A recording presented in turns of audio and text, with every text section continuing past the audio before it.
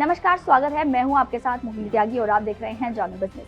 कारोबारी साल बदलने वाला है, जिसका मतलब ये है कि आपका इनकम टैक्स में छूट लेने का समय भी जल्द ही खत्म होने वाला है। जी हाँ, 31 मार्च को वित्तीय वर्ष 2022-23 खत्म हो जाएगा, यानी कि टैक्स रिबेट लेने के लिए थोड़ा समय ही बचा है आपके पास। ऐसे में अगर कोई सैलरीड एम्प्लॉय है तो उसके लिए सबसे पहला सवाल आता है कि वो टैक्स में छूट का फायदा कैसे ले। तो इस सवाल का जवाब आज हम आपको इस वीडियो के जरिए देंगे। तो इस वीडियो को आप आखिर तक देखना बिल्कुल मत भूलिएगा और लगातार हमारे साथ बने रहिएगा। मानक कटौती यानी कि स्टैंडर्ड डिडक्शन के रूप में न्यू टैक्स रेजिम के जरिए कुछ फायदे लिए जा सकते हैं। 1961 का आयकर अधिनियम धारा 16 IA के तहत हर एक सैलरीड टैक्स पेयर को ज्यादा से ज्यादा 50,000 रुपए तक की कटौती की अनुमति देता है। साथ ही ये स्टैंडर्ड डिडक्शन पेंशन इनकम वाले करदाताओं के लिए भी उपलब्ध है।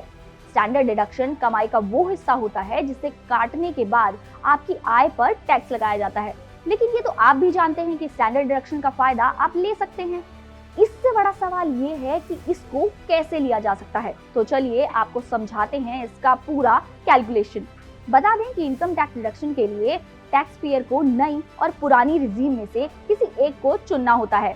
इनमें से जो टैक्स पेयर पुरानी टैक्स रिजीम को चुनते हैं उन्हें स्टैंडर्ड डिडक्शन का ऑप्शन मिलता है। लेकिन बजट 2023 में वित्तीय वर्ष 2023-24 में आयकर अधिनियम की धारा 115 BAC के तहत प्रस्तावित नई कर व्यवस्था का विकल्प चुनने वाले करदाताओं के लिए भी, यानी उन टैक्स पेयर्स के लिए भी स्टैंडर्ड डिडक्शन की अनुमति देने का प्रस्ताव किया गया है।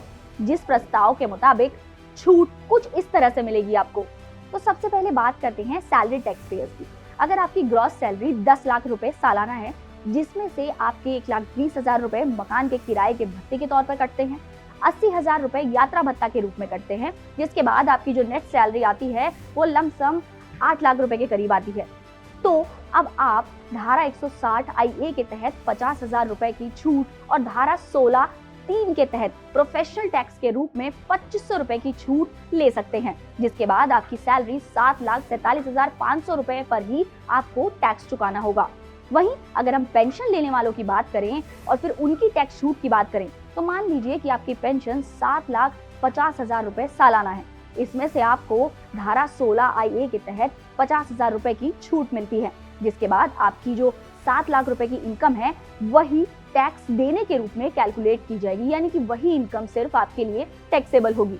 बता दें कि वरिष्ठ नागरिक और अति वरिष्ठ नागरिक की इनकम का सोर्स पेंशन माना जाता है, जिस पर उन्हें कुछ फीसदी का टैक्स देना पड़ता है। ऐसे में जो वरिष्ठ नागरिक 80 साल की उम्र से कम के हैं, उनके लिए मूल छूट की सीमा 3 लाख रुपए है। वहीं अति वरिष्ठ नागरिकों के लिए जो 80 साल से ऊपर हैं, उनके लिए मूल छूट की सीमा 5 लाख रुपए सालाना के रूप में है। इस तरह इस लिमिट तक रिटर्न दाखिल करने के लिए कोई भी टैक्स नहीं देना पड़ता है। वहीं जैसे कि हमने आपको बताया कि IT अधिनियम की धारा 16 के तहत पेंशन भोगी हर साल 50,000 रुपए या पेंशन की राशि जो भी इनमें से कम हो उसकी कटौती का दावा करने के हकदार हैं। बता दें कि स्टैंडर्ड डिडक्शन की कैलकुलेशन मूल वेतन, सुविधा, गठबंधन, किराया भत्ता, बाकी नॉन टैक्सेबल और टैक्सेबल फी जैसे अलग अलग फैक्टर्स के बेसिस पर कैलकुलेट की जाती है। इसके साथ ही NPS, PF, FD जैसे बीमा विकल्पों के जरिए भी टैक्स में बचत की जा सकती है। तो अगर आपने अभी तक अपनी छूट नहीं ली है तो जरूर उसके लिए क्लेम कर दें 31 मार्च से पहले। और अगर आपका भी कोई सवाल है स्टैंडर्ड डिडक्शन को लेकर तो हमें कमेंट बॉक्स में जरूर पूछ सकते हैं। और आपका अगर इनकम टैक्स से जुड़ा भी कोई सवाल है तो आप हमारे टोल फ्री नंबर पर कॉल करके भी पूछ सकते हैं। हमारी ऐसी वीडियोस के लिए लगातार हमें लाइक, सब्सक्राइब और शेयर करना बिल्कुल न भूलें।